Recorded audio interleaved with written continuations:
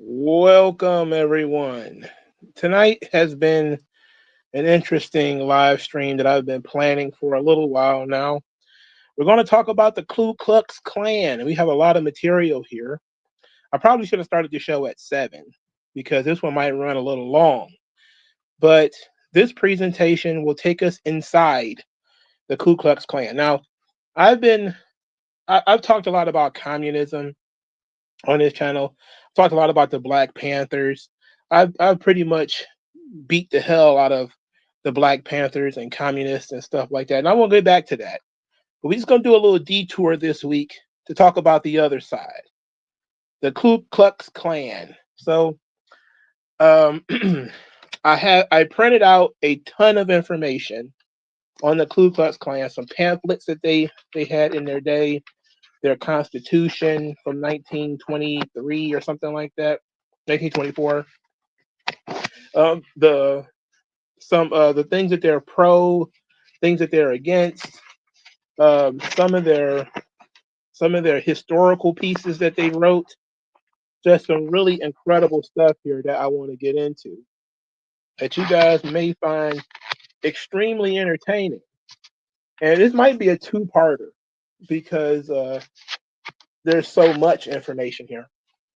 But then there's also um, the main piece is Roland G. Fryer and Stephen Levitt's 2011 paper, Hatred and Profits Under the Hood of the Ku Klux Klan. Now, Stephen D. Levitt is an economist. He was one of the guys that was behind Freakonomics. Freakonomics became a really big deal in the early 2000s because they had made this absolutely outrageous claim that the increase of abortion in the black community led to the downslope of crime. And it led to a lot of people thinking that they're just talking about, they're being racist. So they had to put out a revision of that book. They also put out another book called Super Freakonomics. I think I have Freakonomics, or I may have given it away. I don't think I finished it. Roland Fryer is also a Harvard University professor. Both of them are professors. He is one of the gentlemen that studied most recently whether police were indiscriminately killing black men and found that they weren't. And he was ostracized from the university. So I know I think he still works there, but he's been pretty much destroyed. Now, Stephen Levitt, of course, is white, and Roland G. Fryer is black. This paper is 61 pages. There's no way we're going to get through this whole thing, especially when it includes all the stuff that I actually do want to talk about. But it gives a lot of the background and also fleshes out a lot about what the Ku Klux Klan was and um, why people are, I guess they have a misconstrued, which is probably not the right word to use. So we're going to start with Roland G. Fryer and Stephen Levitt's abstract. It says the Ku Klux Klan reached its heyday in the mid 1920s, claiming millions of members. In this paper, we analyzed the 1920s Klan, those who joined it, and the social and political impact that it had. We utilize a wide range of blah, blah, blah, blah, blah. No point going into that. It says, combining these sources with data from the 1920, 1930s U.S. Census, we find that the individuals who joined the Klan in some cities were better educated and more likely to hold professional jobs than the typical American. Surprisingly, we find few tangible social or political impacts of the Klan. Now, there's an interesting bit here that they just gave you this nugget. You were told, and you've always been told, that the Klan were hillbillies. They were poor hillbillies. But they're saying that these guys were professionals. And yes, this means that judges and police officers, sometimes sheriffs, were members of the Klan. It says historians have argued that the Klan was successful in getting candidates they favored elected. Statistical analysis, however, suggests that any direct impact of the Klan was likely to be small. Furthermore, those who were elected had little discernible effect on legislation passed. Rather than a terrorist organization, the 1920s Klan is best described as a social organization with a wildly successful multi-level marketing structure fueled by an army of highly incentivized sales agents selling hatred, religious intolerance, and fraternity in a time and place where there was tremendous demand. Now, this should tell you that there's a difference between the 1915 and the 1920s Klan. Now, the Klan that you probably heard about so much on television, that would be in the 1910s. That would be, burning crosses on the lawn, attacking people at random. That would be that Klan. They're looking in the 1920s Klan, which is different. All right. So we're going to go through. I think this is their introduction. Then we'll go to the Constitution of the Klan of America in a second. So the Ku Klux Klan is the most prominent hate-based organization in American history. Founded in the aftermath of the Civil War as a whimsical social club, the Klan quickly transformed into a terrorist organization aimed at subjugating newly freed blacks and driving out moderate whites that attempted to improve the plight of the freedmen in the Reconstruction South. Legal and military action undermined the effectiveness of the Klan, and by the 1870s, it had largely disappeared. The Klan was revived in 1915. Its popularity and influence grew, first slowly and then more rapidly, to a peak in the 1920s. By that time, it claimed 4 million members, was credited with engineering the election of politicians across the country, and included in its membership some of the most powerful men in America. Marred by a high-profile sex scandal, the Klan membership rolls decreased dramatically in the later half of the 1920s, and the Klan has since remained a shadow of its former self. Now, it should be noted that Woodrow Wilson, who was president of the United States, was quite frankly, he's probably a Klan member. Okay. Um, he was hosting Birth of a Nation, which was a Klan propaganda movie at the White House. Okay. We're going to continue forward. They keep going into how they looked into the Klan, and then we're just going to skip forward. We're going to go into some of the papers that I have here, but they're gonna give us the history of the Ku Klux Klan first. It says in December 1865, 6 ex-Confederates from Pulaski, Tennessee, organized a social club in which the 6, dressed in white sheets, rode around horseback for amusement. They called themselves the Ku Klux Klan, merging the Greek for circle kaiklos with Klan. The founding members created the group as a secret fraternity replete with ridiculous names and costumes. The group soon discovered that their strange appearance frightened the newly freed African Americans. The idea caught on among others, and similar autonomous clans began to emerge across the South. Many of the Klan's early activities were childlike mischief. In April 1867, representatives of various and heretofore independent clans met in Nashville, Tennessee. This meeting resulted in the election of Nathan Bedford Forrest, a former Confederate general from Memphis, as the Klan's chief or Grand Wizard.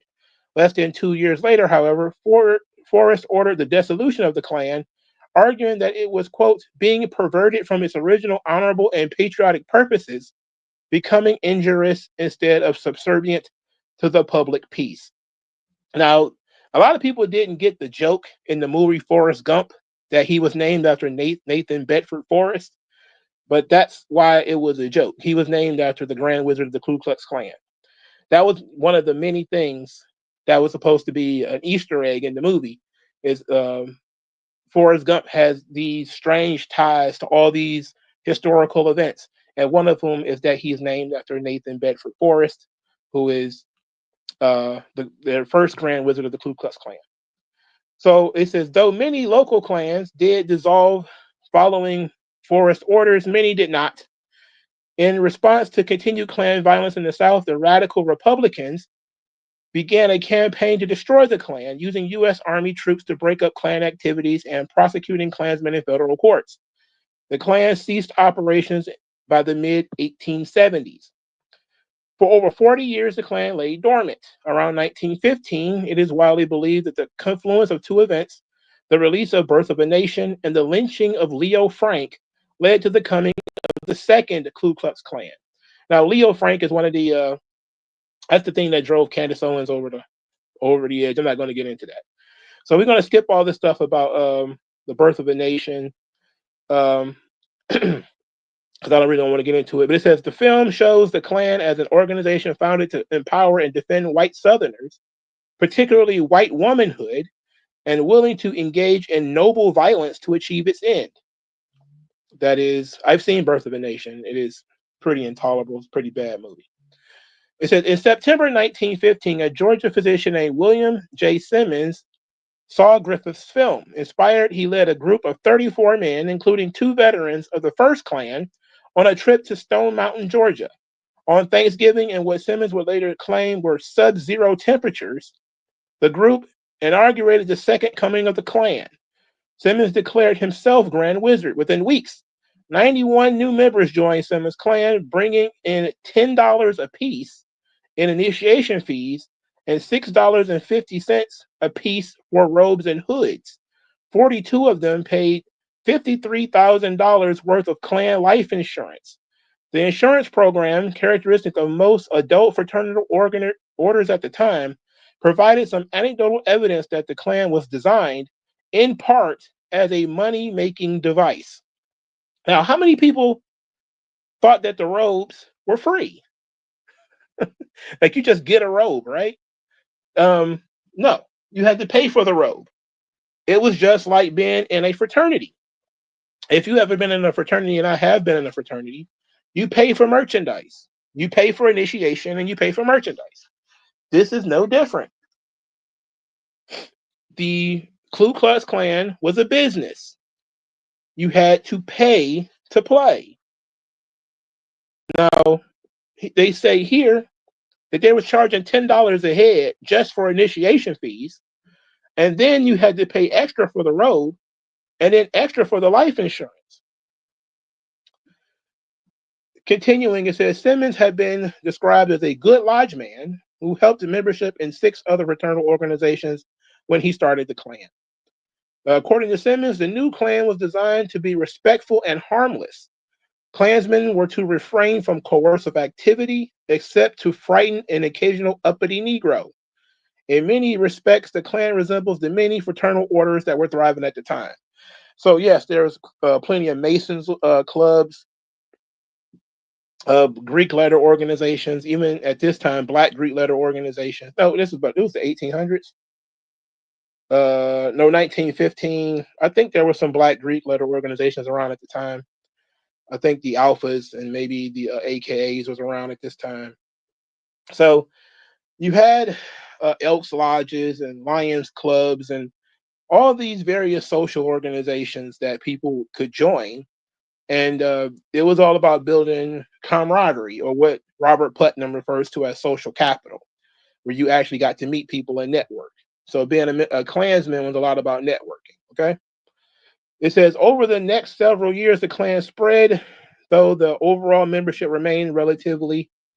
Okay, it says 1920, Simmons struck a deal to convert the Southern Publicity Association, an organization that had conducted campaigns for the Salvation Army, into the propagation department of the Klan.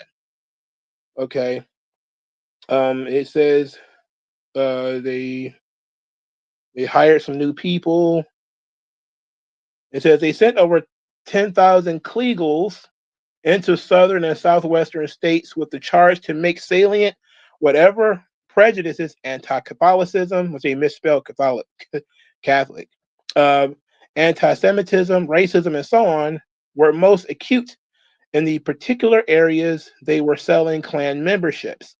Only then did membership truly accelerate, and at a mind-boggling rate.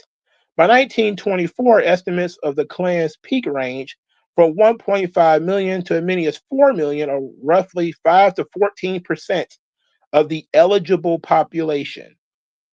Now, that's not all white people. That's only of the eligible population. We're going to talk about who the eligible population is in a second. The largest estimates of membership are based on claims of Klan leaders, which are likely to be inflated. So we move forward. It says the organizational structure of the Klan in the 1920s was a hybrid that combined features of other fraternal orders with a multi-level marketing firm with 2 distinct sets of reporting hierarchies that operated more or less independently. One hierarchy was made up of Klan members, from the lowliest rank and file to the highest leadership. The hierarchy corresponds to the social club aspect of the Klan, the arm that intimidated blacks and foreigners and attempted to influence political outcomes. In addition, however, there was a nearly invisible parallel hierarchy of the Klan recruiters, organized like a modern multi-level marketing firm, which presents the financial arm of the Klan. So it was a pyramid scheme, essentially. A pyramid scheme, if you don't know how that works, basically you get benefits for the people that you recruit. So one of the big ones is you pay $50 to be a part of this organization. You learn about it, and then you get a piece of whatever. If you recruit 3 people, you got three references. You may get a piece of that, or you may rise in the organization because of that, or whatever the case may be. But you get some kind of benefit from recruiting other people into the Klan, because that's how usually multi-level marketing schemes work. All right, so let's get into some of the paperwork here. Oh no, we got to get into the structure. I'm sorry. It says so the structure of the main organization of the Klan, the highest level was the Empire, which was governed. The national operations, the Grand Wizard or Emperor, served as the nominal chair of the body, and with the Imperial Wizard acting as the chief executive, aided by a 15-member Imperial Chroniclism. Oh, that's a nasty word right there, brother. I don't know. Kloncilium. Cloniculum. This included the Clayliff, the Classic, the Clocard, the Clued, the Cligrap, the Clabee, the Clod. All these are basically like presidents, vice presidents, lecturers, etc. I'm not going to go through all this because these names are nasty. The next tier of the organization consisted of the realms or the states, which were overseen by grand dragons and their staff. The realms served as administrative centers that recorded and processed new members. They also recorded political activities within the states. In places of great clan strength, such as Indiana, the Grand Dragon often wielded great political power. It says reporting to the Grand Dragon was a 15-member cabinet composed of hydras who held the responsibilities as the Imperial Concilium, but at the state level.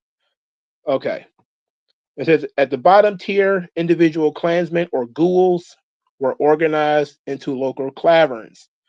Exalted Cyclopses presided over the claverns, which at the clan's peak had as many as 200 active members and organized clan activities, including monthly meetings. Okay, so it said each ghoul paid a $10 initiation fee, $6.50 to buy an official clan robe, an annual membership of $5, and an imperial tax of $1.80. They were taxing the shit out of these people.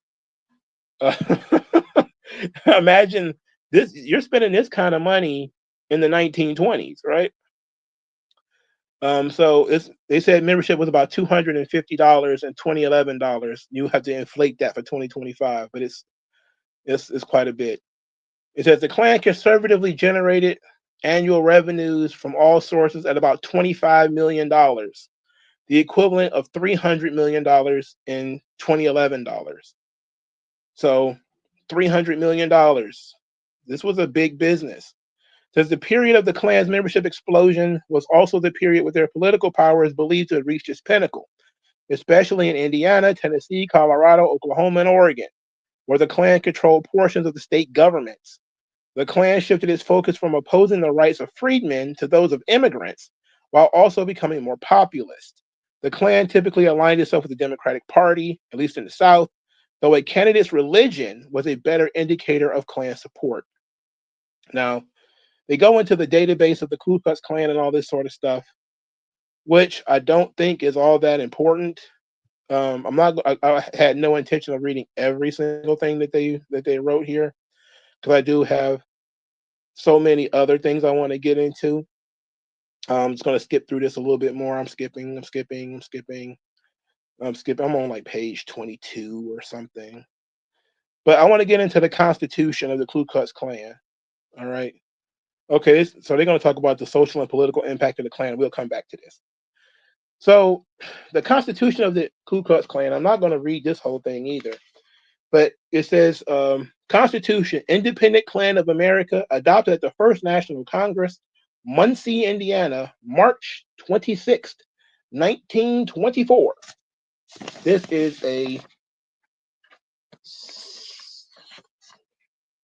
think, 7-page document.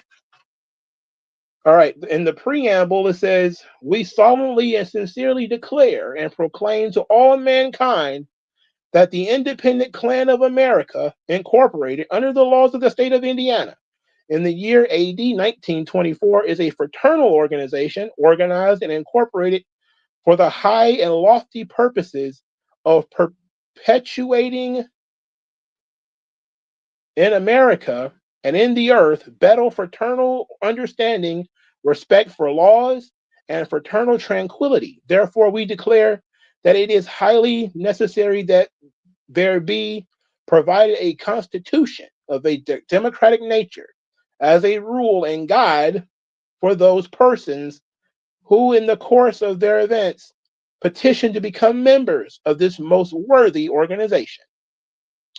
So they're being very grandiose here. So let's get into this. It says, "We invite all persons who can qualify for membership in this organization to join us in extending his boundaries and in touching its principles to all mankind." It says, "A clan is a unit of this order, which is given that subordinate body, lodge, or organization, which shall extend in all directions." Now they talk about membership. I'm skipping over things. I skipped articles 1, 2, and 3. It's just entirely too long for me to go through.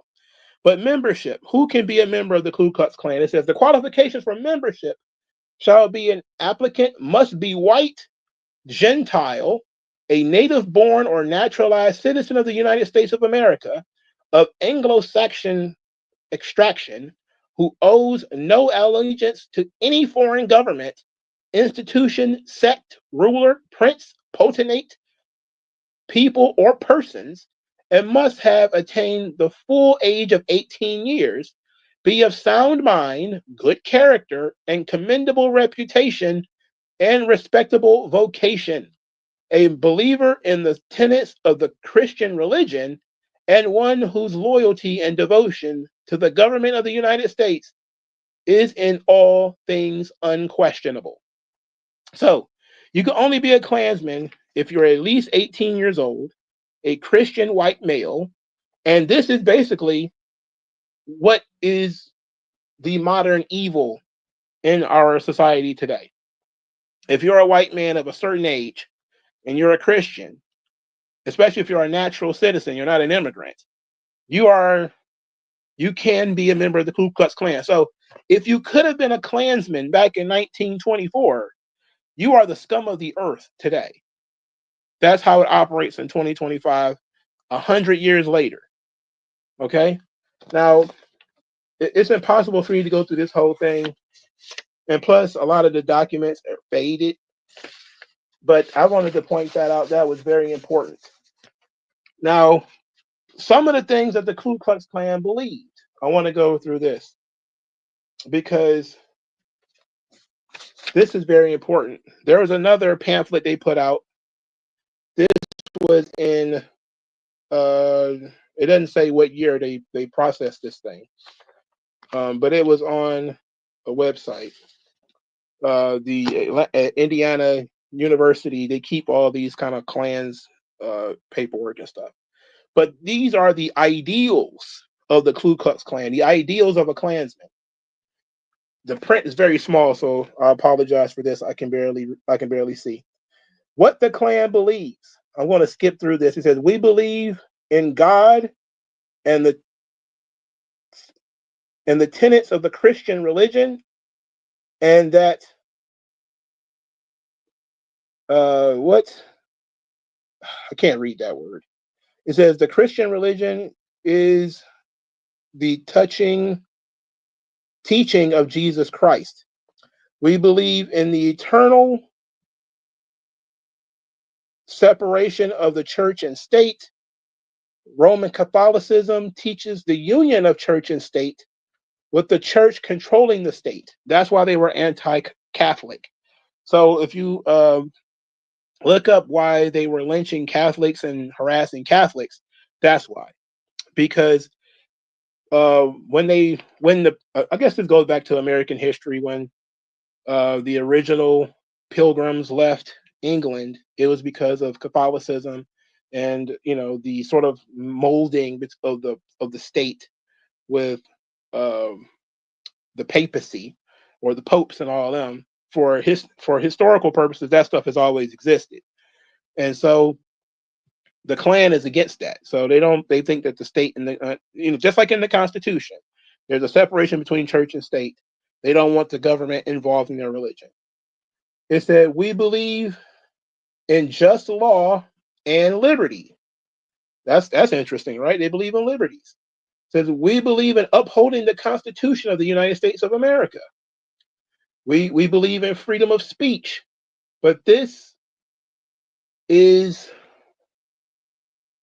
the normal right of any citizen to express his opinion on any subject, either publicly or privately, so long as the other person's I guess the thing's private character is, I can't read this, the print's too small. It says, until the Knights of the Ku Klux Klan, the right was denied Americans in cities and towns. So they're saying that they have been denied their right of free speech. He says, we believe in law and order, which makes sense. Says the Klan believes that America is a white man's country and should be governed by white men. Yet the Klan is not anti-Negro. It is the Negro's friend. Our creed, let the white man remain white, the black man remain black, the yellow man remain yellow, the brown man remain brown, the red man remain red. God drew the lines and they should remain. Acts 17:26. And if you read Acts 17:26, it says God made the whole earth, marked out their appointed time in history and the boundaries of their lands. So they believed in segregation because they believed God segregated people, and that's the way things should be. Okay? So that explains why they support segregation. Not necessarily. It was weird that they said that they were the Negro's friend, which is very strange. Now, why would you write that in there? You're clearly not Negro's friends. But it says a lot that they believe that everybody should just remain where they are and reproduce where they are. Now, you can see why certain organizations like the Nation of Islam actually got along with the Ku Klux Klan, right? Because Nation of Islam believes the same thing. So they continue by saying, we do not believe in mob violence, but we do believe that laws should be enacted to prevent the cause of mob violence. So they say they don't believe in mob violence, but they believed in lynchings. This should tell you that they're not always on the up and up. And it says, we believe in a close relationship of capital and labor. A close relationship between capital and labor. I don't know what they mean by this. But if you see that there are a lot of right wingers today are basically socialists, but they're only socialists for other white people, like folks like Richard Spencer and stuff like that. This is where they get this stuff. It says, we are native born American citizens, and we believe our rights in this country are superior to those of foreigners. The Klan believes in England for Englishmen, France for Frenchmen, Italy for Italians, and America for Americans. It says, we Klansmen are not anti-Catholic, anti-Jew, anti-Negro, anti-foreign. The Klan is pro-Protestant and pro-America. Now, clearly they are anti all of these things because they've already said that they're anti these things, right? Like they already said that they're anti these things, right? So it says, we believe that the Supreme Court, they believe in the Supreme Court. They say, we believe the NAACP is a subversive organization and is infiltrated with communists, ideologues, and should be abolished by legal means. And that's pretty much it. I skipped through this. I highlighted the relevant parts, the parts that I could barely read. I didn't go through and read this entire thing. But just as a quick rundown, they believe in the Christian religion. They believe in upholding the Constitution. They believe in just laws and liberties. They do believe in free public schools. I don't know why I didn't see that in here. But they also believe in freedom of speech, the right to the free press, law and order. They admit to white supremacy. They believe in segregation as laid out in Acts 17:26. They believe in the purity of women and the purity of the household. The print is too small for that for me to read. So I had to basically jot this down in some other way. They believe in good relations between capital and labor. They believe in native rights being greater than the rights of immigrants. And they believe in the Supreme Court and that the NAACP is communist and subversive. So they cared enough about the NAACP to put out a pamphlet saying that they're communists and that they're subversive. Now, there's another list of things that the Ku Klux Klan put out that they're for and against. I want to find that paperwork. Let's see. They put out their own history too. I want to read that. I want to separate this from the rest of my papers. There's some more papers here. Well, these are pros and cons of joining the Ku Klux Klan. We may talk about that. We talk a lot about the Jews, of course. We're going to talk about that as well. They wrote an entire pamphlet about Martin Luther King. We may get there. We may not. Okay, so they have a list of things that they're for. So they call it a list of pros and cons. This is another pamphlet from the United Klans of America in the realm of Indiana.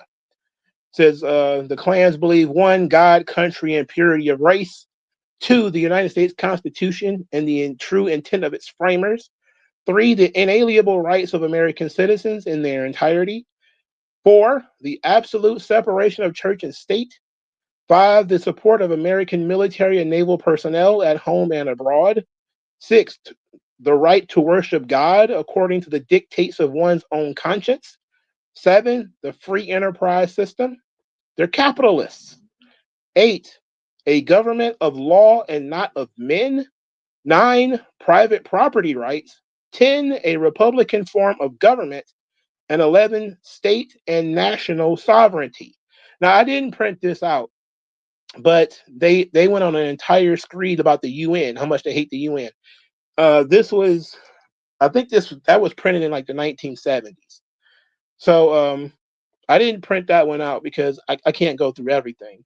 But they hated the UN.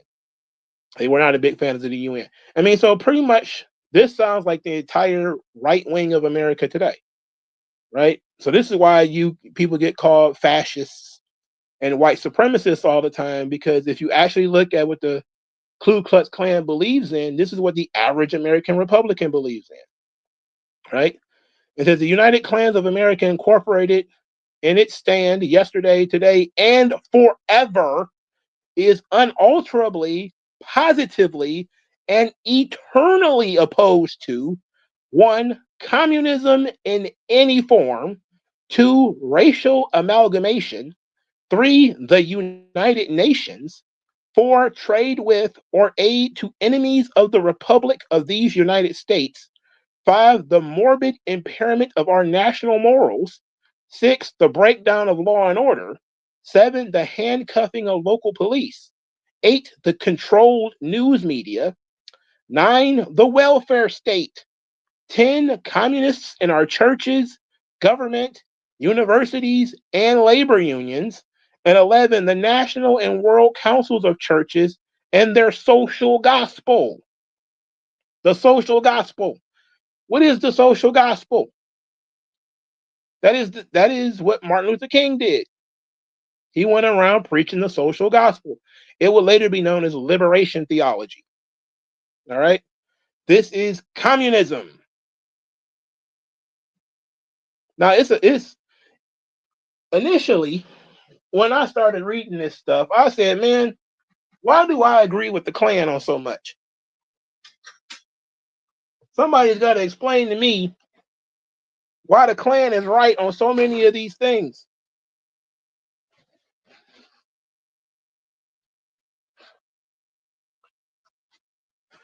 Something's got to be wrong with me that I supported all of these things before I knew the Klan was for them. The only damn thing I disagree with them on is the race shit. I don't like any of the stuff that they listed here. Okay? I don't like any of the stuff that they listed here. Now, I'm not a big fan of the military. I will say that. But I'd rather support the American military than, support people chanting death to America and all that other weird shit. But private property rights, free enterprise, a government of law and not men, the separation of church and state, yeah, I'm for all of that stuff. It's amazing how basic shit like this, which should be supported by pretty much everybody, has been positioned as being Klan material, Klan shit, right? Why on earth would anybody be for any of the things that they listed? Why would you be for the breakdown of law and order? Why would you be for the handcuffing of local police or communism? Why would you want communists in churches, government, or universities? Why would you think that you should have an international law that can subvert your national law? That's what the United Nations is trying to propose. Why would you want that? Now, the welfare state is one thing that a lot of people will argue, okay, we need to have a welfare state because people fall through the cracks. There's people who are injured, et cetera, et cetera. But again, I'm against the welfare state because I say, look, that's what churches do. That's what churches are for. Who do you think took care of the sick and the wounded before the welfare state? You think they just rolled over and died? No, this is not medieval Europe or backwards, times Africa. There were people taking care of those folks. That's what the Red Cross was for, and the Salvation Army and all of those organizations. That's what they existed for. The reason why, and I said this before, I said I had a conspiracy theory about why the government is subverting so many of the church's functions. It's so that they could push communism. All right. Now people truly believe that without the welfare state, people are going to starve. Folks are going to starve if there's no welfare state. No, people do not starve because there is no welfare state. This is what churches do. This is what food pantries do. The reason why we have fewer of those than we used to have is because you can get free food from the state, even in the form of SNAP, of course. They pay for it. And you just go to the grocery store and use your coupon, which is back in the day, that's what a food stamp was. It was a coupon.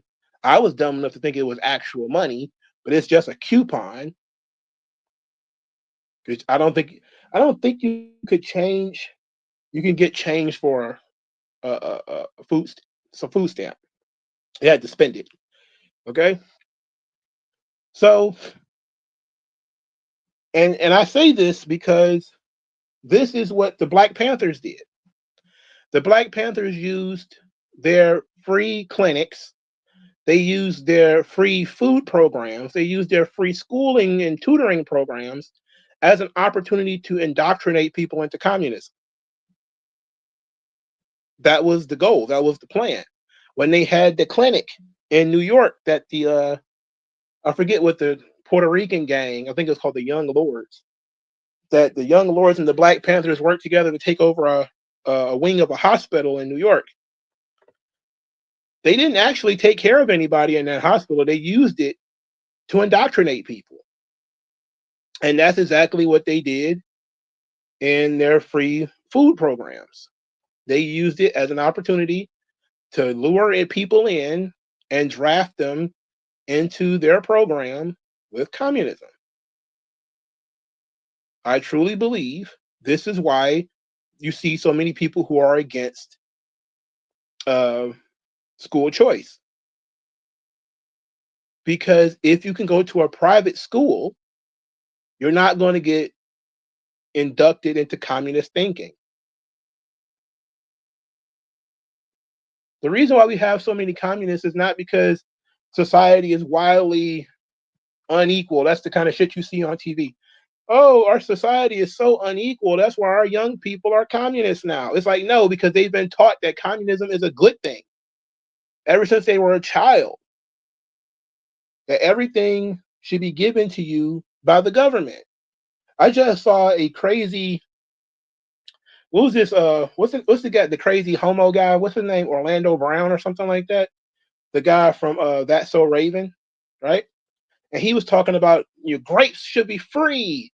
You should be able to just walk around and pick up plums and grapes. And everybody's like, he ain't lying. Water should be free. And I was just like, okay, who's going to clean the water? Who's going to get the micro bacteria, the worms and shit out of the water? Who's going to do that so that you can have free water? Who's going to do that? Who's going to prevent raccoons and mice from eating the grapes that you just want to have wild out in the street? Who's going to stop that? The thing about people have private gardens so they can do stuff like rodent control, right? We pay for water, not because water is a limited resource. It's always a limited resource. Every resource is limited. But it also needs to be cleaned. It needs to be purified so that it can be used again and again for bathing and drinking, etc. You can't give shit away. You just can't. It doesn't make sense. But if you go to public schools and that's your only way of ever thinking about the world is that things should be given to you, this is how you get communists. This is how you get that weirdo in New York. Things should be given to you because you exist. Never mind that somebody has to build it and maintain it. The reason why certain places don't have these things is because they never built it and they don't maintain it. There was a documentary about, I think, well, there was plenty of stories about like Mr. Beast building wells in Africa and then they didn't maintain the wells, or the Chinese would build something in Africa and they wouldn't bother to maintain it. They don't, look after these things. They don't care about them. Like, these are things to consider, right? So I did question after flipping through all these papers. I was like, man, I agree with the Klan on so much shit, but it's just regular right-wing shit. That's really all it is. It's not outside of the racism, which is the extreme racism. The Klan is regular, average Republican talking points. That's how far the Overton window has moved in the United States. That the average person, if you did not tell them that this is the platform of the Ku Klux Klan, they would say, I agree with everything you just said. And then as soon as you say it's the Klan, they're like, oh no, no, that can't be true. Well, some Klansmen were socialists, which is true. I just mentioned that earlier, right? But for the most part, the Klansmen were free enterprise guys. And they were actually pro-labor and pro-business. That's why they said earlier that they believe in a close relationship between the two. While I would probably go further than that and say we shouldn't really have unions, because unions are just a hotbed of communism. They probably weren't thinking about that at the time, but it's true. Now, they were actually passing around pamphlets promoting free enterprise. This is where, libertarians get called fascists or whatever. So they put out a pamphlet called What is Free Enterprise? It says the free enterprise system means freedom of the individual. In a free nation, the people accept the responsibility for their own welfare, while in a slave nation, that responsibility is turned over to the government. In a free nation, the state gets its rights from the people, while in a slave nation, the people get their rights, if any, from the state. They said, what kind of nut is he? He said he wants to run his own business. He wants to select his own doctor. He wants to make his own bargains. He wants to buy his own insurance. He wants to select his own reading matter. He wants to provide for his own old age. He wants to make his own contracts. He wants to select his own charities. He wants to educate his own children as he wishes. He wants to make his own investments. He wants to select his own friends. He wants to provide his own recreation. He wants to compete freely in the marketplace. He wants to grow by his own efforts. He wants to profit from his own efforts. He wants to compete with ideas. He wants to be a man of goodwill. What kind of nut is he? He is an American who understands and believes in the Declaration of Independence. That's what kind. Aren't you glad you are too? And don't you wonder why so many of our fellow Americans are trying so hard to destroy that kind of life that has made us the aim and envy of every other people in the world? The question is, what kind of nuts are they? And this was turned over to the FBI. It's actually here at the bottom. It says George Grider, Democratic congressman from Tennessee, after viewing a copy of this literature, termed it peculiar and suggested it be turned over to the FBI. Think about that for a second. The FBI got a Klan pamphlet that's talking about free enterprise. What would you think is problematic about this? If you could think of anything, what did you think is problematic about this?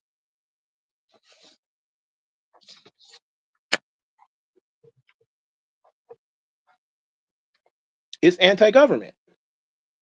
That's what's peculiar about it. It's about an individual wishing to make his own decisions. That's why he found it peculiar.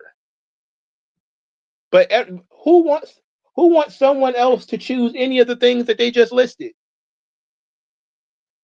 Why would you want anybody else to run your business or choose your doctor for you or make your bargains for you or give you insurance or select what you can and cannot read or provide for you when you get old, even though that might not be too bad? Who wants to make your own contracts or select charities for you or educate your children against your wishes, which is a big problem we got today? How about the fact that so many people today are against investing in general, let alone people making your investments for you? Of course, the government's going to try to force you to make friends. This is why they pretty much destroyed all fraternal organizations by forcing black people into them and gays into them and women, right? Again, the Ku Klux Klan does not allow women. You can't be a female Klansman, right? So there's a lot of stuff that I agree with the Klan on. Now, we're definitely going to get into the stuff I don't agree with the Klan on, which is plenty. But I'm just laying the groundwork for you, because the next time I go into some stuff I got to hold in my hand, it's going to be interesting. Let's go back to the Roland Fryer article, because we got some more information I want to bring out. So it says, quantifying the social and political impact of the Ku Klux Klan. He said there are extensive anecdotal examples of both the terror of the Klan produced and its political clout, but there have been very little in the way of systematic quantitative analysis to substantiate such claims. So it says, complicating this analysis, the fact that even if one finds a positive correlation between Klan activity at the county level and an outcome of such hate crimes, it is unclear whether this is causal, since the same factors that lead people to an area to commit hate crimes lead them to embrace the Klan. So we're going to get into this this part here. It says, given the hate-based beliefs of the Klan and its notoriety for violence, it is plausible that the Klan activity would be associated with the increased frequency of hate crimes. The only type of hate crime for which there is any form of systemic data during this time period is lynchings. Okay, it says they got figures, but I don't see the figures. I don't have them here. I don't, whatever. It says the number of lynchings peaked after 1890, a time period in which the Klan did not exist, and it steadily decreases afterwards. Between 1915 and 1925, when Klan memberships grew at a fever pace, lynching continued to decrease, hitting their lowest levels in the time series precisely when the Klan popularity hit its peak. This is not a single recorded black lynching in either Pennsylvania or Indiana in the 1920s, when the Klan was thriving there. Think about that for a second. At the peak of the Ku Klux Klan, there was not a single recorded lynching in at least 2 states. Interesting. I said before, the Crips have killed more black people than the Klan has. Oh, the Klan hates niggas for sure, and we're going to talk about how much they hate niggas in a minute. But you want to rack up numbers? The Crips got the Klan beat, and they've had more social impact on black people living in places like South Central and LA than the Klan has ever had. And they talked about free Tukey, right? I'm gonna get his book and read it one day, though, eventually. They talking about some other stuff right now. I can't see any of the charts that they're talking about. Otherwise, we'd be able to talk about what's on the charts, but the charts aren't visible at this point in time. So they're talking about the Klan political influence. He says politicians of both parties throughout the South and Midwest were under the Klan's sway. 5 U.S. senators and at least 4 governors were Klansmen. In 1924, the Klan captured the Republican primaries in Colorado, elected a governor of one house of the legislature, several judges and sheriffs, and the Denver chief of police. In Alabama, it ended the career of veteran Senator Oscar Underwood, whom it denounced as a Jew, jug, and Jesuit candidate. Jesus Christ. And replaced him with Hugo Black, who accepted an engraved life membership in the KKK. Have I seen any charts that says the amount of black people there are left in California? No, I would imagine there's still plenty of black people in California. I know they're getting run out, though. Those Hispanics are starting to take over California, and they're running Negroes out of there. That was one I remember getting into it with a guy on social media because of that. He was supporting the attack on the ICE buildings and stuff, and he was supposedly a black man. And he didn't know that Hispanics were basically ethnically cleansing black people out of certain cities in California. The Department of Justice, I think was this under Obama, arrested a bunch of Hispanic gang members for running black people out of a town in California, and they was absolutely jumping black men in prisons because the Hispanics started to overrun the prisons. So that was a huge problem. But I don't know about black people fleeing California. I wouldn't be surprised if they are, though. I wouldn't be surprised. He says, while the Klan had a national reach and was particularly strong throughout much of the Midwest and the South, most historians believe that it experienced the most political success in Indiana. Stevenson not only aggressively boosted Klan membership and used his wealth to sponsor favorite candidates, but actively meddled in Republican Party politics to engineer the election of pro-Klan candidates. In 1924, Republican convention, Stevenson was able to force a large number of anti-Klan Republicans off the party's ticket, an event that foreshadowed a near sweep of the state legislature and the Indiana congressional delegation that November. That's amazing. That is amazing. They just have a lot of political clout, but that's because that dude was fucking rich. You know, he was the Elon Musk of Klansmen. Elon Musk of Klans guys, though. So they talk about how, the Klan weren't always so successful in politics. They were not that successful in Pennsylvania, for instance, which is a northern state, right? It says their conclusion is the Ku Klux Klan symbolizes the extremes of race and religious hatred in America since its inception in the months after the Civil War. The Klan organization, mission, and power have varied tremendously, with membership and political influence peaking in the mid-1920s when over 1 million Americans were members. It says our statistical analysis, however, finds that contrary to conventional wisdom, the Klan had little impact on Black or foreign migration, lynchings, or politics during this time period. Rather, the 1920s Klan is best described as an enormously successful marketing ploy, a classic pyramiding scheme, officials at the top getting rich off the individuals at the bottom, energized by sales agents with enormous financial incentives to sell hatred. So that's it. Oh, here's the appendix. We're right here. Is these where the charts are? I don't see the charts. Man, it's so hot. I already took one shower already. Okay, so yeah, here's a chart. Okay, so they have a chart to show you KKK members, and the Klan was started in 1915, but they really start from 1921, and the peak of Klan membership was 1924, and then it falls off a cliff by 1927. It falls even below 1921, and then it flattens in about 1929, and it stays there until 2000, and it doesn't even go up after 2000. So it says Black lynchings.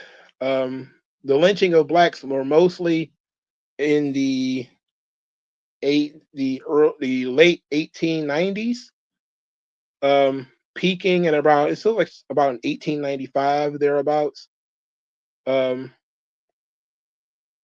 which was the highest number of lynchings. So they do show that there was voter intimidation by the Klan. They would make mock people like puppets or whatever, and they would hang them and put like this nigger voted and stuff like that on there. I don't know why they focus on the Republican vote, but it got pretty high in the 1930s when it comes to the Klan. Oh, they have a list of Klan memberships. Yeah, that's a lot. Yeah, this is all their charts. It's impossible to go through all this stuff. But they went through some really extensive, research, and this stuff's pretty good. It's pretty good. Now let's look at the history of the Klan from the Klan's perspective. So they sent out a pamphlet. What year was this? It is 3 pages. It's got to be more than 3 pages because I got 4 pages in my hands. I must have printed something twice, I guess. Oh no, this is right. They didn't count the first page, I guess. The Invisible Empire: The History of the Ku Klux Klan. They didn't put a name on it, but it's from Indiana. So the Invisible Empire is a very loose and generalized sense, may be said to have existed since the dawn of civilization, wherever men banded themselves together to fight for liberty and freedom. As a continuous and unbroken organization, it was formed in 1768 in the city of Boston, Massachusetts by Samuel Adams, who used the Caucus Club as a directing body. It existed as a local organization in Boston until January 1st, 1773, when it was formed through the 13 colonies with dens in every center of the population. The organization was secret and oath-bound. Its visible and public name was the Sons of Liberty. The Minutemen were its military arm. Its uniform was that of the Mohawk Indian. This is very different from what we just heard about the history of the Ku Klux Klan, right?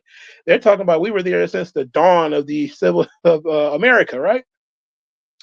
From 1768, the Invisible Empire was convinced that the only chance for individual freedom and liberty was independence from England. The Boston Tea Party, the battles of Concord and Lexington were fought by the Invisible Empire.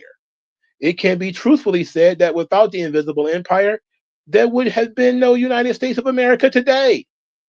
After the Constitution was adopted with the first 10 amendments, known as the Bill of Rights, on June 15, 1790, the Invisible Empire, by proclamation of the dens, was disbanded, except for the den which kept its secret activities, consisting of purpose and techniques of the Ku Klux Klan. The first reactivation. It says the theory of Abraham Lincoln and Andrew Johnson was that the southern states were never legally out of the Union, and therefore when they adopted the 13th Amendment of the Constitution to abolish slavery, they were to come back into the Union just as they were before. When Lincoln was murdered, the nefarious Thad Stevens, who was living with a Negro mistress and is buried by her side in a Negro cemetery, wrestled control of Congress. He misspelled Russell. Control of Congress from President Andrew Johnson, and the terrible oppressive Reconstruction policy was adopted. This policy disenfranchised all white men, or all Southern white men, and enfranchised all Negro men. The whites were victims of atrocities and oppression, as was no other race in history. Now, they say this because the South was occupied after the Civil War. This is what Reconstruction was, right? It was the occupation of the South by the North. And often, this is where you first saw black senators and, in some cases, black governors and all that kind of stuff, because the Union was essentially humiliating the South. This is after the slave owners had their property burned and all this sort of stuff. This, which I say, is the prologue for what we do in Iraq. What we did in Iraq and Afghanistan, where we went over there and took over, killed a bunch of people, burned some shit, and then we had elections, and oh my goodness, everybody loves America who wins these elections, right? It's the same fucking thing that they did to the South during the Civil War. It says on December 1865, they formed at Pulaski, Tennessee, a fun-making organization known as the Ku Klux Klan. It was an artificial name suggested by the Greek word kuklos, meaning band or circle. Nathan Bedford Forrest, who had won as the greatest commando general of the war between the states, was in the trying days of 1866 approached by the leaders of the Den of the Invisible Empire, which had possessed of the secret archives of Samuel Adams, and which organization still existed under the name Sons of Liberty. Forrest agreed to accept leadership, but preferred the name of the recently formed Ku Klux Klan. Now, they're folding the history of the Sons of Liberty into the Ku Klux Klan to make it sound more. This almost sounds like some shit that you might see on a message board today, like some fucking kids playing one of those role playing games. That's how this shit reads at this point, right? That despite the smears, slanders, and lies, every true historian knows that it and it alone preserved a white civilization in the South and was the instrument by which peace, order, and good government were restored for both black and white. In 1877, 11 years after its inception, the Invisible Empire again became dormant by proclamation of its leaders. It says in 1915, it seemed to William Simmons and many other patriotic elements that the Catholic Church and other factions, including the socialists and communists, were making a bid for world power, which threatened the freedom of the individual citizen in the USA. Simmons met with the members of the old KKK, which had the secret archives. These secret yes, this is definitely some Dungeons and Dragons shit, right? So they have secret archives, guys. They have secret archives. He later met atop a stone mountain in Georgia and formed the Knights of the Ku Klux Klan. The history of this organization is recent, and many now living belonged to it in the days when Simmons was at the helm. In a few years, danger from the Catholic Church had abated, and elements hostile to the Simmons ideals and plans of the historic purpose of the Invisible Empire gained ascendancy. Simmons ordered it disbanded. He had never conferred upon any member of the Ku Klux Klan other than K. Uno, or the first degree. However, he did give the secret archives to a few trusted and tried men with special instructions to reactivate it when the danger to individual freedom should become so grave that it was very necessary. A patriot by the name of Robert Shelton was destined in a few years to become its leader. After the proclamation for disbandment was issued, certain crackpot elements, the ADL and others, used the name to the disparagement of its gallant, courageous, and glorious history of law, order, and justice. They're going after the Jews at this point, right? The ADL, right? The Anti-Defamation League. But they sound like superheroes, right? You know, the Ku Klux Klan comes together in times of struggle and strife to save everybody, and then they are disbanded. The world is at danger. It's like Captain fucking Planet at this point, right? The world is in danger, guys. Form the Ku Klux Klan. These people are out of their fucking minds. It says this does not mean that all Jews are communists. By any means, in the first place, Jews may be classified into two broad groups: the Semitic Jew and the Khazar or infidel Jew. The Khazar Jew, except where they have intermarried, is not Semitic. In the 2nd century after Christ, an Asiatic people known as the Khazars overran what is now called the Balkan states and the southern Russia, setting up the Khazar kingdom. What this got to do with the Klan? In the 7th century after Christ, the Khazars were converted to Judaism following the Talmud rather than the Old Testament. The Semitic or Hebrew Jews called these Khazar Jews Kikes, which is a corruption of the name Khazar. Okay? It says 85% of the communist leaders over the world are Khazar Jews.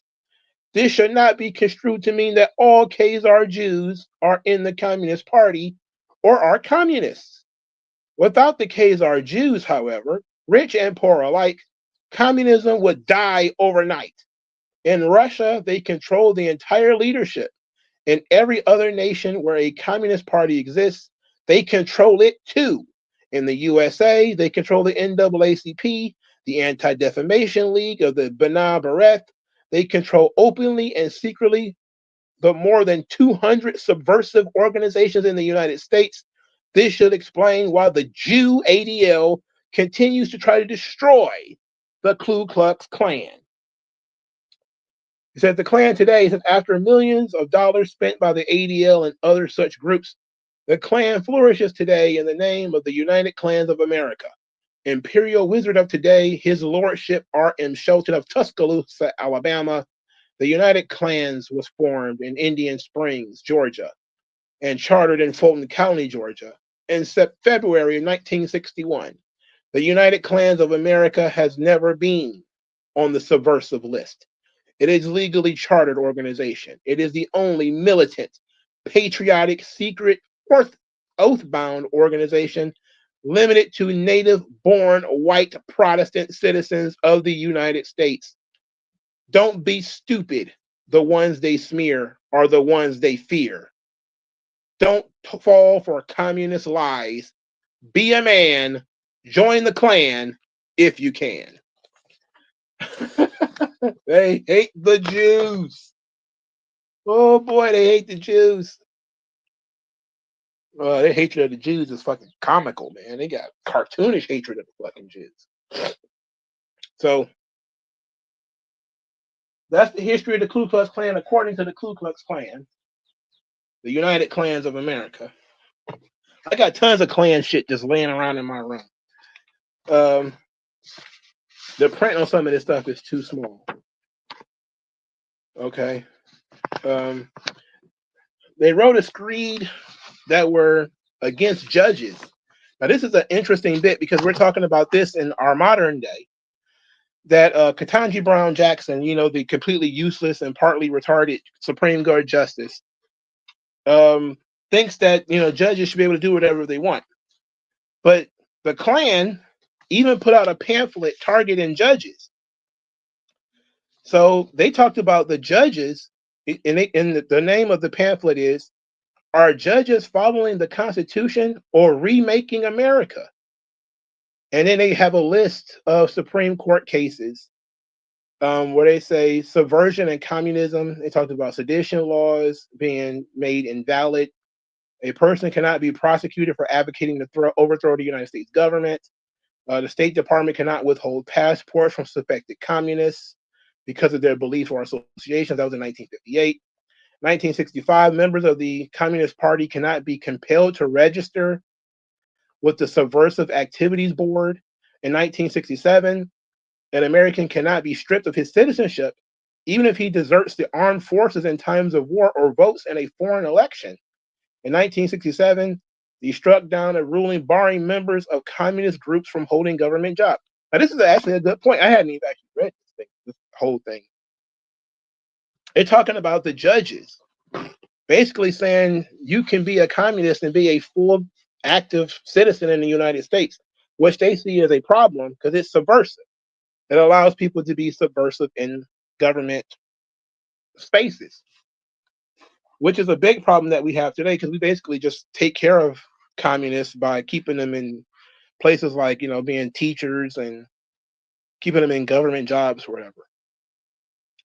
So they started talking about criminal procedures. They said 1961, evidence obtained by illegal search or seizure cannot be used in state prosecutions, even if it is reliable. That's questionable. 1964 says Fifth Amendment's privilege against self-incrimination applies in states as well as federal courts. Well, they seem to be against the Constitution being applied to the states because they believe in states' rights. It got to be that. That has to be the case. In 1967, it says electronic eavesdropping is unconstitutional and as authorized in a New York law. So you can't eavesdrop on people. That's probably a good thing, guys. In religion, in 1961, it says states cannot require public officials to declare their belief in God. 1962 says state officials may not compose a prayer to be recited in public schools. This is one of the things that they say, God is being kicked out of the schools. In 1963, it says recitation of the Lord's Prayer or reading the Bible cannot be required in public schools. Oh. It said they violate obscenity laws. It's in 1957. Rules against obscene publications were liberalized. They put, I don't know what that means, that word means. And then, of course, they talk about race relations. They said the 1964 Civil Rights Act forbidding racial discrimination in places of public accommodation is constitutional. 1967 says California cannot make its property owner laws. I guess they were trying to make only certain people can own property. 1968, racial discrimination was forbidden in all housing. 1968, overruled state laws concerning ADC and immorality. ADC, what does that mean? I don't know. It says a couple can now live together and raise children at taxpayers' expense as long as the couple does not marry. That would be like the welfare thing. So they says, I am an American citizen and view with alarm the condition of our once free republic. I might say that I am afraid of our future. I am not afraid of Kosygin or the Russian people. I am not afraid of Castro or the Cuban people. I am not afraid of the Red China or the Tito or any communist leader in the world. I am afraid of what my president, my senators, and my Supreme Court justices are doing to my country and want to do to me and my family. No one but our president could agree to a unilateral disarmament plan. No one but our senators could give our land to the United Nations, use my money to keep subversives in office, and give aid to our enemies. No one but our Supreme Court justices could rewrite our Constitution to please the UN world revolutionaries without authority or permission from any given legal source. Anyone who says the enemy is only 90 miles from our shores is mistaken as to who the enemy is. Your enemy is in Washington. Your enemy is in Washington. And people think that these guys are they they think that the Klan was not under FBI investigation. You ask like random black people, were the Klan under any investigations? They are stupid enough to say no. Every other thing that I have read to you has been unfathomably based from the Ku Klux Klan, and absolutely is why the Klan no longer exists.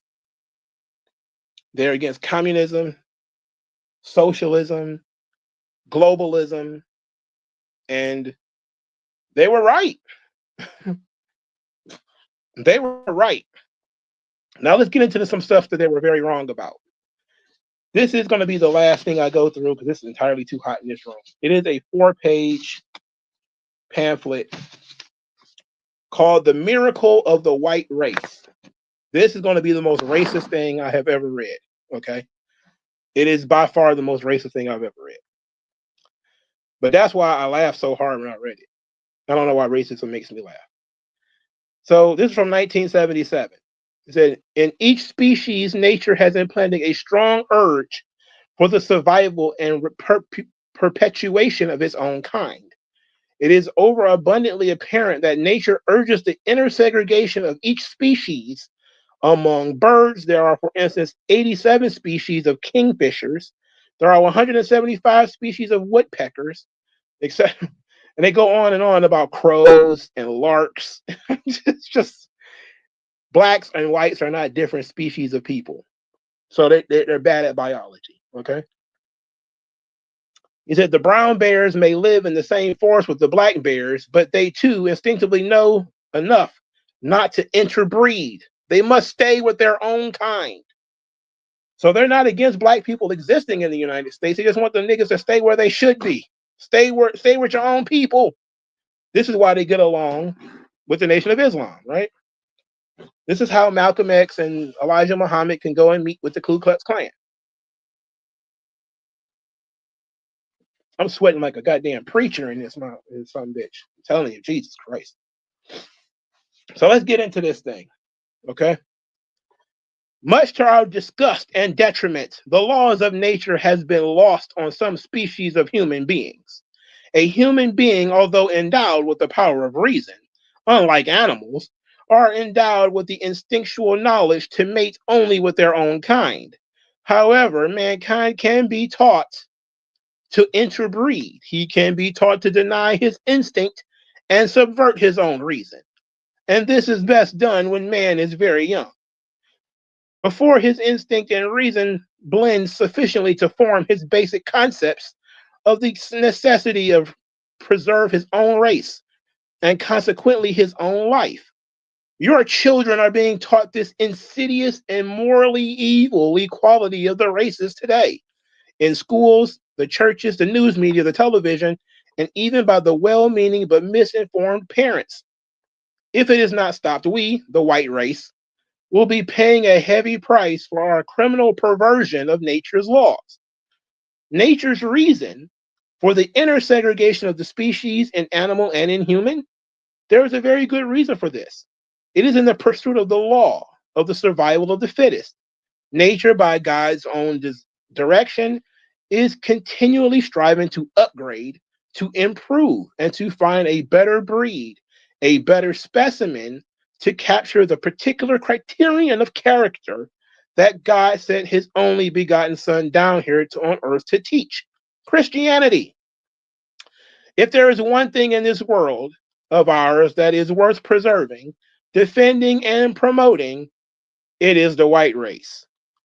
Nature looked fondly upon the white race and lavished special loving care upon its growth. Of all the millions of creatures who have inhabited the face of the planet over the eons of time, none have ever quite equaled that of the white race. Nature endowed her elite with greater abundance of intelligence and creativity, of energy and productivity than she ever endowed any other creature, now and in the millenniums past. It has been the white race who has been the world builder, the makers of cities and commerce and continents. It has been the white race who has been the sole builder of civilizations. It was the white man who built the Egyptian civilization, the great unsurpassed Roman civilization, the Greek civilization of beauty and culture, and of who, after having been dealt a serious blow by the new Semitic religion, wallowed through the Dark Ages, finally extricated himself, and then built the great European civilization. These European white men then, with civilization in their blood and in their destiny, crossed the Atlantic, set up a new civilization on a bleak and rock-bound coast. It was the white man who drove north to Alaska and west to California, the men who opened up the tropics and subdued the Arctics, the men who mastered the African velds, the men who peopled Australia and seized the gates of the world at Suez, Gibraltar, and Panama. It was the white man who spanned the continents of the world with railroads and superhighways with electrical power lines. It was the white man who created the miraculous world of electronics, ushering in the telephone, the radio, and the television. It was the white race who, in combined burst of energy and genius, sent rockets to the moon and planted the feet of the white man on extraterrestrial territory in the last decade. The brilliant accomplishments of the white race are endless and rapidly expanding, even as this has been written. All one has to do is leaf through the pages of an encyclopedia to appreciate the magnificent legacy of achievements wrought by the white race throughout the centuries. What other race can even come close to this remarkable record of creativity, achievement, and productivity? The answer is none. None whatsoever. None can even come close. In contrast, the black man of Africa never so much even invented the wheel. Yes, it is the white man with his inbred and inborn genius that has given form to every government and livelihood to every other people, and above all, great ideals to every century. Yes, we are the ones, white racial brothers, who are chosen, endowed by nature, and chosen to be the ruling elite of the world. Indeed, we are chosen by nature to be the masters of the world by building it better and better. We were destined to be fruitful and multiply, and to inhabit the entire hospitable face of this planet. We, the white race, have a glorious heritage and such an illustrious history that every member of the white race should be bursting with pride to be part of it. Now let's stop right here, because There's some true stuff here, like, the white man, created electricity, the radio, television, stuff like that. That's all that stuff's true. But this is the white man forgetting that the Asians exist, right?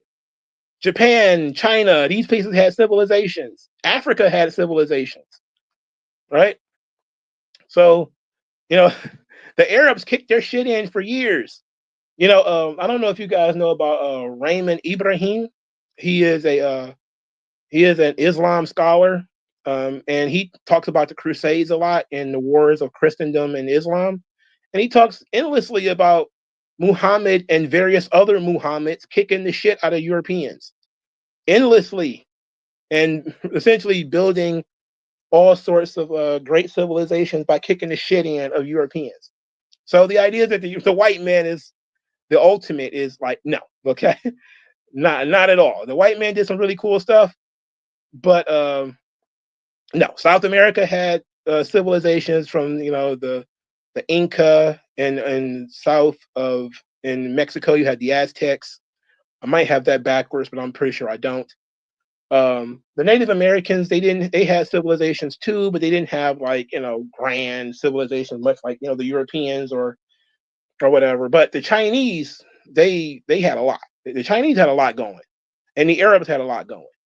Okay, so the idea that the white man created everything is pretty ridiculous. Okay, so that's just that. But now let's get into what they think about Negroes, because this is the part where if you're squeamish, if you're the kind of person who is going to be mad because somebody called a guy a boy, you're about to be laying in a pool of your own piss after reading what they think about black people. Okay, and I quote, "One of the most infuriating con games the mongrelizers play on the whites is to parade a mulatto, perhaps 7/8 white, on TV screens as a typical black, whereas any intelligence such as miserable mixed breed may have, miserable mixed breed, undoubtedly comes from his predominantly white ancestry. Total credit is allotted to the mulatto as being black. In picking and choosing an unusual mulatto that is able to make halfway decent presentation, the same mongrelizers take the talent and ability derived from the white race and use it to boost the stock of the Negro, a most shabby and treacherous deception. But most whites, unfortunately, have not caught on. If they were to expose a pure black African nigger, he would be too repulsive to sell to the American public. Too repulsive to even insinuate interbreeding and complete integration. This is the danger in today's racial manipulators. The black African represents the lowest scale in the human ladder. Throughout recorded history of over 6,000 years, the African has invented nothing. Tribal warfare and superstition has been his lot. He has never domesticated a single animal. His only means of transporting goods has been head as means of cartage. That means putting stuff on your head. He has never progressed beyond the common mud hut as a means of shelter. He has never learned to read or write on his own. He has never produced a written language. Practically the only trade he has ever indulged in is the trading of ivory, beads, and slaves. In other words, the sale and trading of his own kinsmen. He is shiftless, lazy, and dumb. The average pure black African nigger has an IQ about 40 points lower than the African white man. This puts his average well below the moron class. Today we hear the statement, all men are created equal. It is dinned into our ears in virtually every phrase of our life. Some are beginning to believe it, especially our young people who have not had the opportunity to know the real truth behind the words of the mongrelizers, the Jews. The objective of the Jews is to have pure white race intermarry and interbreed with the black race, and in doing so, preserve the Jewish race to rule all. Observe carefully that the little children the Jews teach their own to marry and reproduce within their own heritage. There is no greater outcast among his own people than the Jew who interbreeds with another race, be it Gentile, Chinks, or blacks. It has been said, and rightfully so, you can take the nigger out of the jungle, but you can't take the jungle out of the nigger. This is an eternal truth of nature. Every species is designed to live in its own rightful element. A fish out of water would be as much out of place as a polar bear transplanted to the tropics. The nigger taken out of the jungle and transplanted into the middle of the white man's civilization is as much out of his element as a fish out of water. The foul act of tearing the black man from the shores of Africa and injecting him into the new world that was to be the future home of the white man was a major catastrophe for the white civilization. It planted the seeds for the future disintegration of the great and beautiful civilization. If we are to save ourselves from the black scourge here in America, we must first of all redirect the thinking of the white man. We must once and for all destroy the shameful lie that all men are created equal. We must not only again make the white man aware of his great heritage and his wonderful gift of blood, but we must make the idea of racial purity the first and foremost passion of our beliefs. The main problem is to straighten out the damage done to the white man's way of thinking by the racial mongrelizers. Once we have educationally restored the white man's sanity to where his natural instincts will once again be performing in accordance to the laws of nature and of God, and the white man is freed from the Jewish propaganda, the battle will be as good as won. In fact, the white man, united and organized, is 10 times more powerful than the rest of humanity all put together. He is the blueprint as laid down by Israel Cohen in his book, A Racial Program for the 20th Century. We must realize that our party's most powerful weapon is racial tension. I'm guessing it's Israel Cohen. I meant to look this up. I completely forgot. But this Israel Cohen, I'm thinking is some kind of Jew because the name is Cohen, right? I'm guessing it's some kind of Jew. So they're quoting this guy, and it says, we must realize that our party's most powerful weapon is racial tension. This is communism, by the way. By propounding into the consciousness of the dark races that for centuries they have been oppressed by whites, we could mold them to the program of the Communist Party. In America, we will aim for the subtle victory while inflaming the Negro minority against the whites. We will endeavor to instill in the whites a guilt complex for their exploitation of the Negroes. We will aid the Negroes to rise in prominence in every walk of life, in the professions, and in the world of sports and entertainment. With the prestige of the Negro will be to intermarry with the whites and begin a process which will deliver America to our cause. Now, they're saying Jewish cause. This guy is saying communist cause. Okay, that's the end of the quote. Back to the racist white guy who didn't put his name on this. It has appeared and it is happening right before our eyes. We sit back and wonder what is happening to our country, our children, our institutions, our values, and our white privilege. It says heritage. I'll put privilege. Basically, the program of Israel Cohen is to instill hatred among the blacks for the whites, the kill whitey obsession, at the same time promote love and brotherhood among the whites, instill a paralyzing guilt complex in the whites to the point they would do anything to placate the black man. With government, money, and weapons of propaganda, the battle is on. If you want to see the total destruction of your white race, if you want to see the mulatto in power over the white man, with the Jew in power over them both, then do nothing and throw this brochure in the nearest garbage can. But if you want to help set things straight with the power of the truth, then write to the address on the front of this brochure and learn what can be done. Brother, this man in 1977 wrote, if you want to see the mulatto in power over the white man, with the Jew in power over them both. That's fucking Barack Obama, isn't it? Mulatto black man put in power over the white man, and a lot of his ideas came from him hanging out with Jews.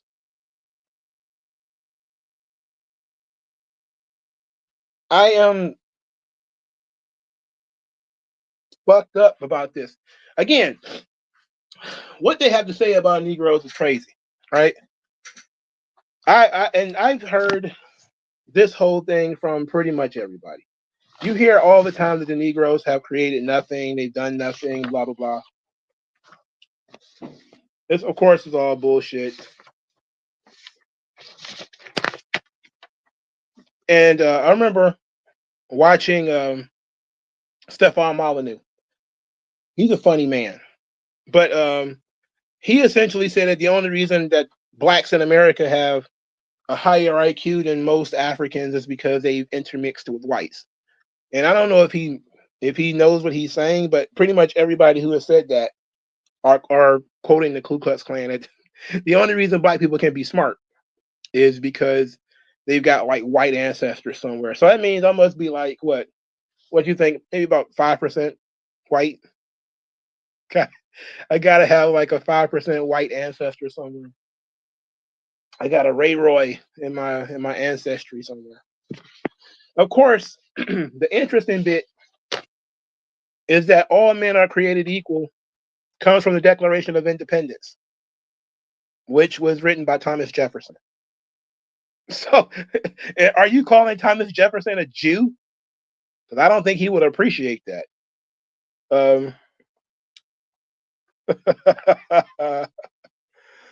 I don't think Thomas Jefferson would appreciate that. He is not a Jew, okay? But there are people who think that Thomas Jefferson was a Jew because he was a race mixer. So maybe that's it. Maybe they don't like Thomas Jefferson because he was a race mixer, and he said all men are created equal. Or maybe they think something far more insidious, and that is that when he said that, he wasn't talking about the Negress. Okay, but let's go through the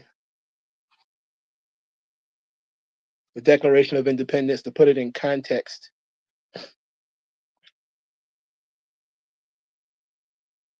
It says in the July 4th, 1776, the invisible empire, the Ku Klux Klan, already existed by this point in time, though you have to remember that, according to them.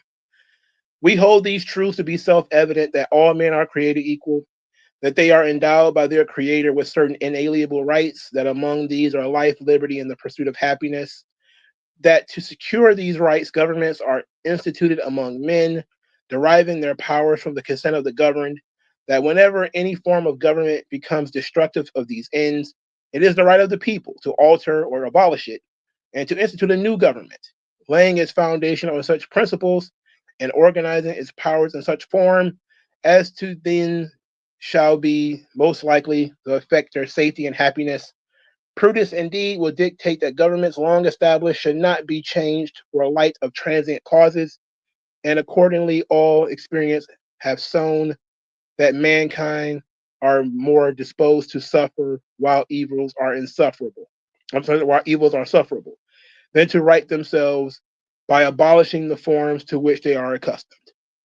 But when long train of abuses and usurpations pursuing invariably the object evinces a design to reduce them under absolute despotism, it is their right, it is their duty to throw off such government and to provide new guards for their security. Such has been the patient sufferance of these colonies, and such is now the necessity which constrains them to alter their former systems of government.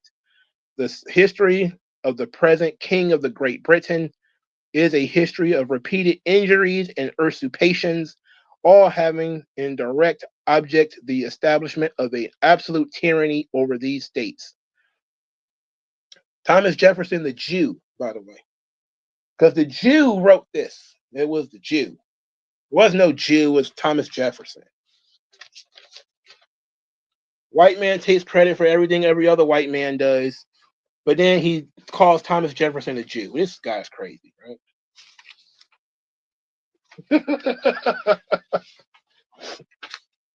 Oh my goodness.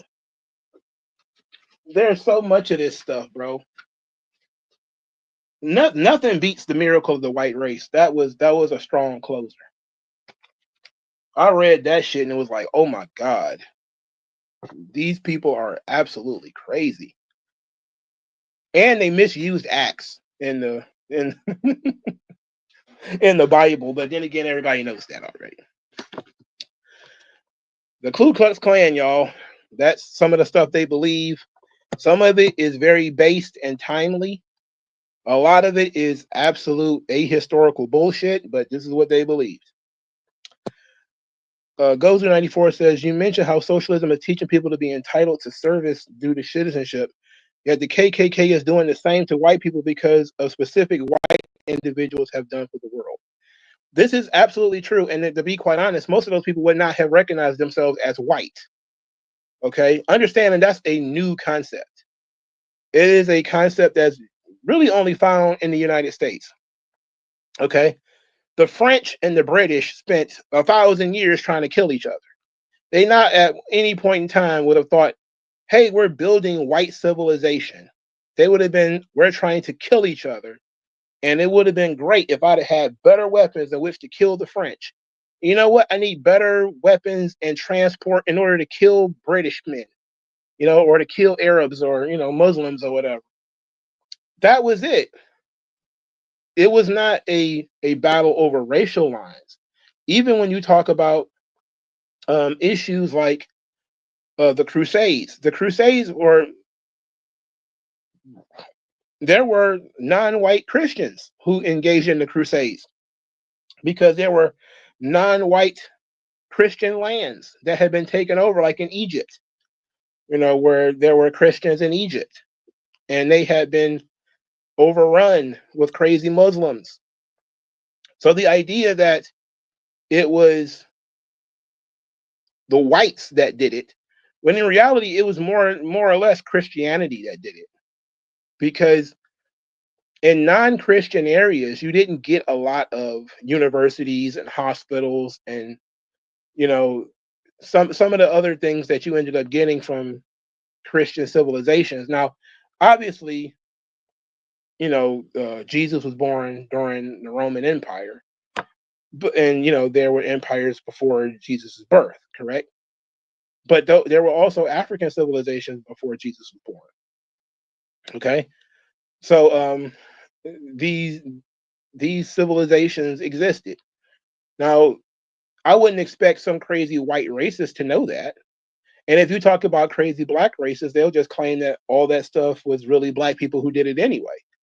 That the Greeks were really black and that the Moors took over Spain and, or the Moors invaded Europe, even though the Moors were Arabs. What it doesn't matter, right? So ultimately, the white man did a lot, which is true. The white man did quite a bit, but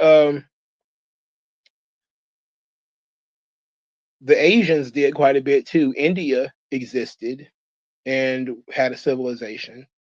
Pretty much a lot of, Eastern Europeans and Western Asians and East Asians and South Asians, they had societies. Japan thrived for hundreds of years without meeting any white people. Japan and Asia did just fine without meeting white people, without coming across any white people at all. Now, the one thing that they did have a good point on is that Africans never wrote anything. Because that's one of the reasons why people always say that Africans never created anything. They never had the wheel. They never had this, and this, because a lot of their education was passed through the griot, which is, like a lecture. You would sit down and listen to the history of the tribe, and they would teach you how to survive and all that sort of stuff. There was no grand universities and those sorts of things. But that's not everywhere in Africa, because somehow, some way, Christianity made its way into Ethiopia, where where there were churches and there was an Ethiopian Bible. So it's not what they're saying is not as cut and dry as they would have you believe. But I'm pretty sure they would just say that all these people were mulattoes in order to give themselves credit for it. Just like, I mean, the crazy thing is, and I want people to walk away from this, not just saying that the Ku Klux Klan are like, they're playing a real life game in Dungeons and Dragons. That's part of it. But other part is, look at how racism is similar on both sides. Black Hebrew Israelites, black Moors, black Muslims, they give the white man no credit for civilization. They claim everything was stolen from Africans. And then the Ku Klux Klan gives blacks no credit for anything. They created everything. And any, literate African, it has to be because he was mulatto. And the interesting bit is that there were a lot of mulattoes put on television during that time to speak for black people, Malcolm X being one of them. Malcolm X was mulatto. Elijah Muhammad was mulatto. Right? And when you think about that, you say, man, this is where they get a lot of their information from. They look on TV and they see these light-skinned. They wouldn't have been able to tell that they're light-skinned because a lot of these people, these TVs were in black and white. But when they finally saw like pictures of these people that were in color, they would have seen that Malcolm X was light in skin tone. Well, if his mom was half mulatto, then what is he? He's not like, it's not like the white blood vanished. It's still there. So ultimately, these people don't give each other any credit. They look down on each other to such a ridiculous degree. It's almost laughable. In fact, it is laughable because I literally laughed. When I read that for the first time, I thought it was one of the funniest documents I ever read. And because he's so indignant.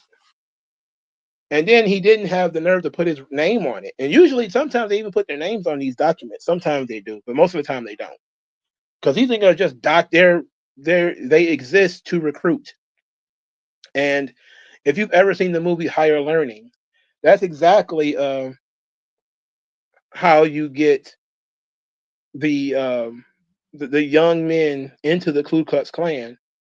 It was because they find these young guys who were complete and totally insecure in who they were, and they would talk them up, give them an identity, and the Klan will become their identity. And this is the exact same thing that happens to black boys today. Well, and even back then, the Black Panther Party would give people purpose and identity. Okay? Gangs gave people purpose and identity. The mob gave little Italian boys purpose and identity. And it goes to show that if you don't instill in your children who they are, in moderation, of course, somebody else will. And they're going to not instill that shit in moderation and instead teach them that they're the builders of civilization, the gods and goddesses of planet Earth, and everybody else is below them, and they personally can't boil fucking water. Okay? So it's an interesting look into the Ku Klux Klan. I thought it was nice that it would be as, what's the word I'm looking for, divisive, because certain policy issues I 100% agree with them on. But then there's other things where it's like their history is full of shit. Their view of other races is full of shit. These supposedly superior European nations have been conquered by non-whites, throughout history.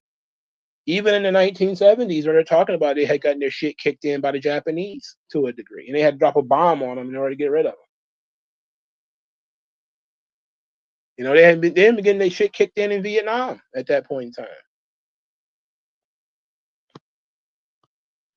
Najee Savage says MongoSlade, their rhetoric sounds like the groiper shit we have today. That's because that's where they came from.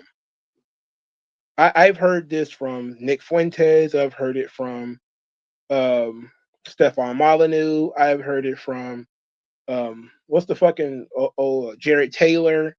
I've heard it from pretty much all those guys. They just repeat the same fucking shit over and over again.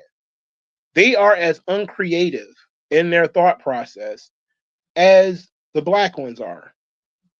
It's something about racism or supreme bias in that way that prevents you from thinking, you know, in a multitude of different ways.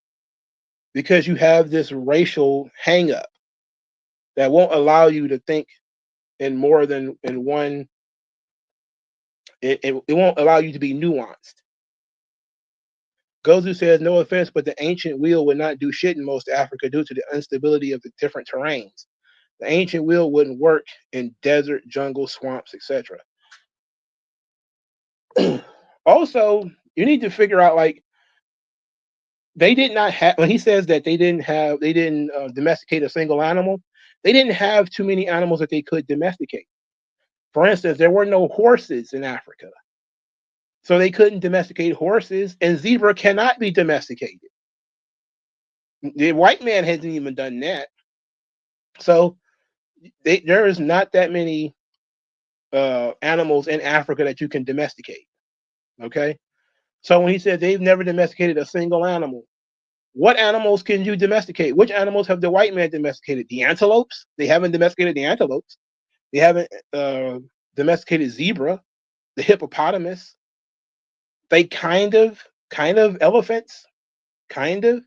I think they domesticated them in India, but in Africa, no. Fucking lions, no. You know, like, I mean, good luck trying to find something in Africa that you can domesticate. So obviously, there's going to be a little bit of a difference if you have animals that can be domesticated and the Africans don't.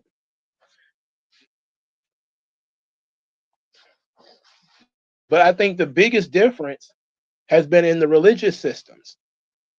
And that has been that when you had Christianity and the desire to do charitable deeds, because remember, they used to believe in the past that you had to have good works in order to go to heaven, right? Now everybody realizes that, you know, heaven is by faith alone. You know, you have to believe in Jesus,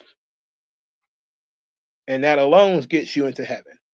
But back then they believed if I built a cathedral or a temple or a church, I could go to heaven. If I feed the needy as Jesus told me to, I can go to heaven.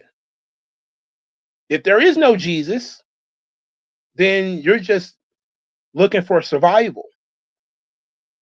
And in a very interesting bit that also keeps people, I guess you could say, you know, retarded their civilization, is when people pick up other ideas and they're taken out for it. Like in Europe, there was that kind of thing too, where Galileo decides that, you know, the Earth revolves around the sun, not the other way around, and he got ostracized for it, right?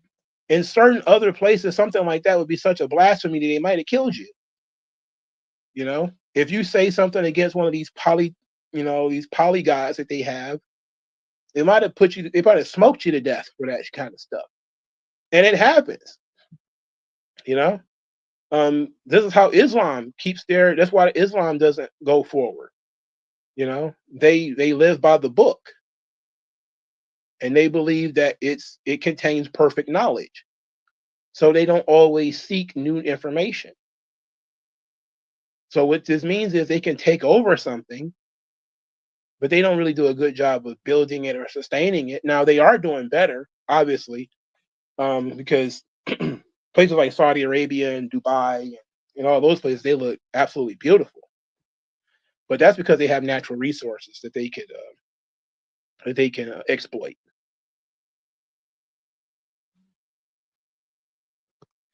WG Phil says if you bring up World War II and Vietnam, they'll blame it on the integration of the military. Probably. The Generation Shine said, let's keep it a buck. Where are your pro-black or pro-white Orchard Street up bigoted? You are one and the same. Yeah, I mean it's essentially just it's the same coin, just heads and tails. That's pretty much it. You know, that's the weird part though. You know, you see how similar. Again, when I went through Message to the Black Man, which was written by Elijah Muhammad, it was as bad as the stuff that I just read. You know, like sometimes these things are just circular. People are full of hate and they use it to now it's an interesting bit because when you look at the Klan, they always go back to the Jews. Even if, no matter how long the diatribe against Negroes, they always end up back on the Jews. Almost always, right? And it's always the Jews. And it'll be the Jews forever. Now it's the Jews again. Now they have the base Klansmen who talk mostly about not the racial shit, but all the anti-immigrant, anti-UN stuff. Now they've got the Negroes like Candace Owens hating the Jews. It's going to be an interesting game that they're going to be playing now. I thank everybody for stopping by, though. I appreciate it. This thing is almost 2 hours. I thought it was going to be longer than this, but I'm glad I got it about 2 hours. That's about solid. Thank you guys for your time. Have a blessed night. Have a great week, and I'll talk to you guys later.